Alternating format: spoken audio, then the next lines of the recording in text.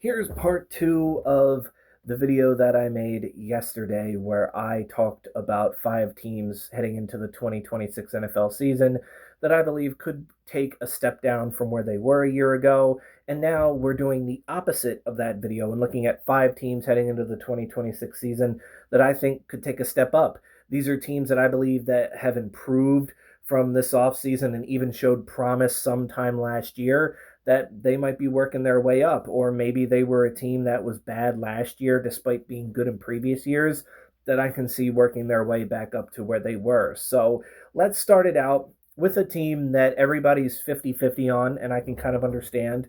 We have the New York Giants. And look, I understand where people are coming from with their doubts, but can we all agree that with John Harbaugh being there, this team can be a playoff contender? Because John Harbaugh's only ever had one season where he lost double digit games, and that was 2015 when the Ravens went 5-11, and that was because they had so many injuries, like all their main starters were hurt, and yet the Ravens played in a ton of close games. And the other two times he had a losing season, in 2021 and last year in 2025, the Ravens' record was 8-9, and they went into the final week of the season in a win-and-in situation. So John Harbaugh is going to have this team be competitive. And the fact, too, that he has another what is supposed to be franchise quarterback there already, it's a head start. He's got Jackson Dart. And even if a guy like Cam Scatabo keeps getting injured, Tyron Tracy's a pretty good option of running the ball, too. You know how those John Harbaugh teams are really, really good at running the ball. Plus, too, I get that the wide receiver situation may be a little iffy because of the injury to Malik Neighbors. They're not sure when he's going to return. So, again, John Harbaugh decided to bring in Odell Beckham Jr., who's returning to the Giants, and, a bunch of other receivers. Plus, they brought in tight end Isaiah, Likely, who I do like. But here's one of the big things. John Harbaugh may have brought in too many of his former guys because he also brought in Daniel Falele, and I'm telling you, Giants fans do not understand what Ravens fans are getting at, because Giants fans keep showing clips of like, well, Daniel Falele did good in this clip, and this clip, and this clip. I said, yes, that's because you're nitpicking some of the times where he was good, because even the worst players can be good at some point. Daniel Falele is going to get Jackson Dart killed back there. I am so glad that we decided to make the move to cut him, and it is kind of funny that John Harbaugh made that decision. So, again, we'll see. I think the Giants can definitely improve this year. Not saying they're going to be a Super Bowl contender or anything, but they definitely can be a playoff team. I don't think that that's out of the question. My number two pick is the New Orleans Saints. And I know there's people that are still saying they might not be that good. But again, this is the NFC South. There was three teams last year that won 8 games, and the division winner was 8-9 and made the playoffs. So if the Saints can just get to that point, who's to say?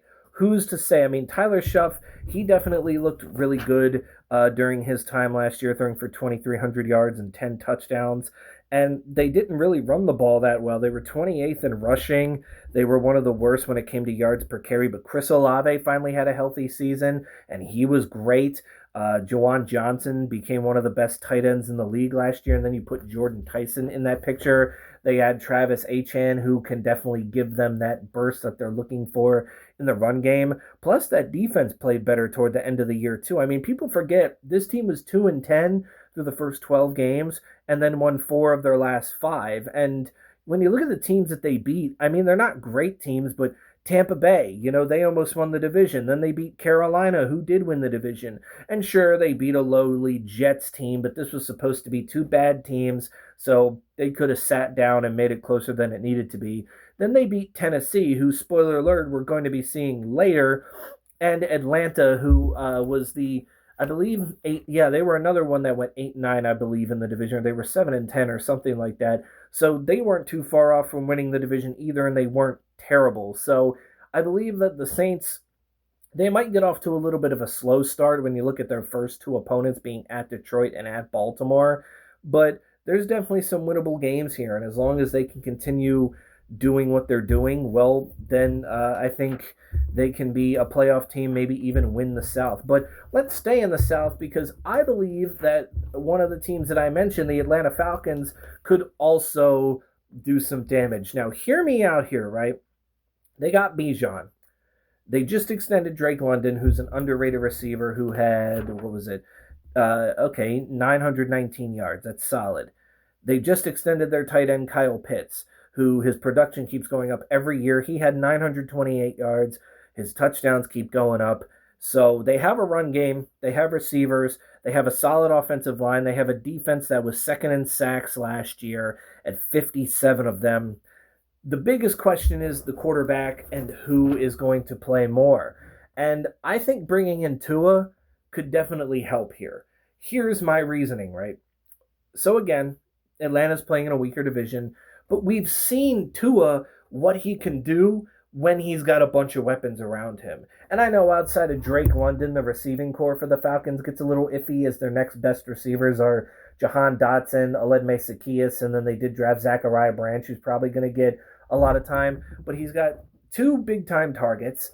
He's got a running back who can also be used in the run game as well, plus adding Brian Robinson Jr. for more straight forward, just, short yardage situations, and a defense that could be better than most people expected.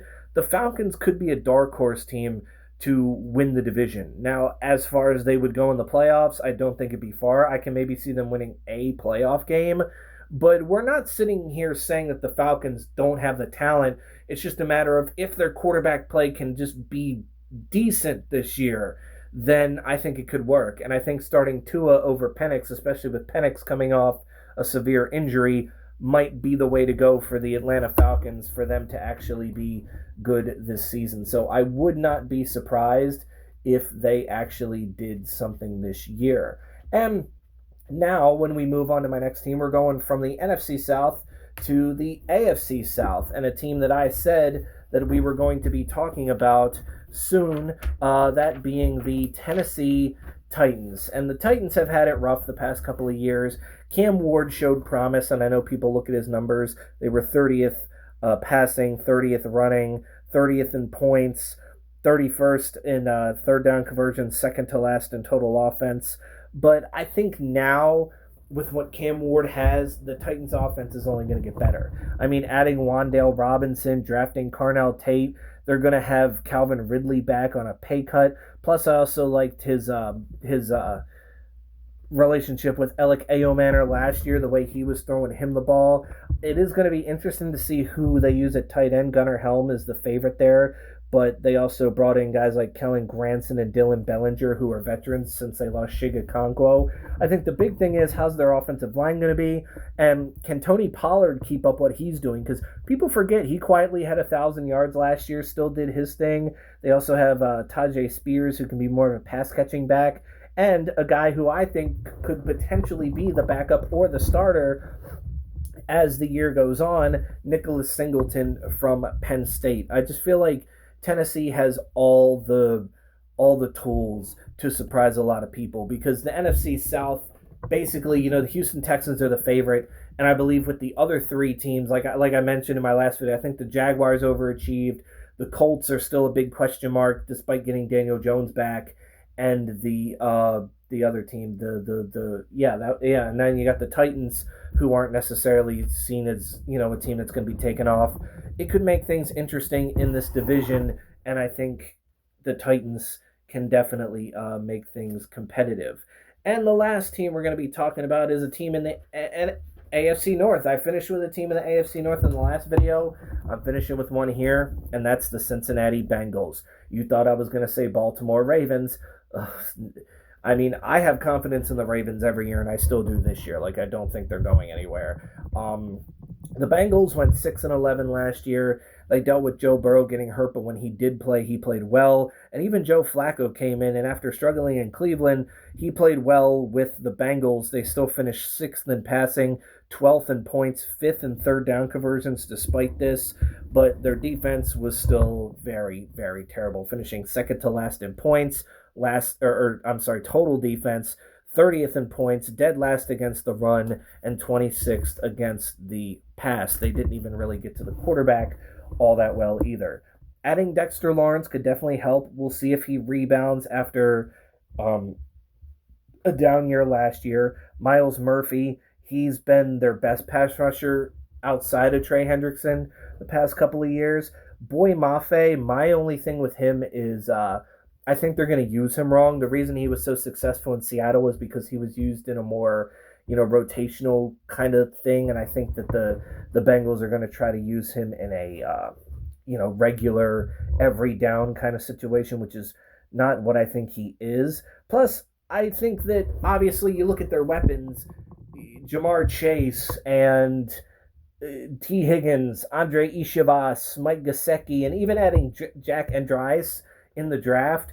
Um, yeah, the Bengals have weapons everywhere. Plus Chase Brown, he's a very underrated running back. Brown did he? Yeah, he ran for over 1,000 yards last year, and he also caught 69 passes for 437 yards. So he's more versatile than I think people give him credit for, and is definitely one of the top running backs in the league. And so far as they get a healthy season out of Joe Burrow, even if they don't, I mean, Joe Flacco played well enough in that system last year. 13 touchdowns, 4 picks, 1,600 yards after coming over from Cleveland, that they could win some games with Flacco and maybe even get in the playoffs with him if he needs to start playoff games. I mean, it happened with the Browns just 3 years ago when Joe Flacco entered the fray and needed to step in. So who's to say he can't do it again in a division that he is very, very familiar with? So, yeah, don't sleep on the Bengals. Again, I'm not going to sit here and call them a Super Bowl contender like everybody is, because outside of the 2 years in 2021 and 2022, Joe Burrow has not been to the playoffs in any of the other seasons.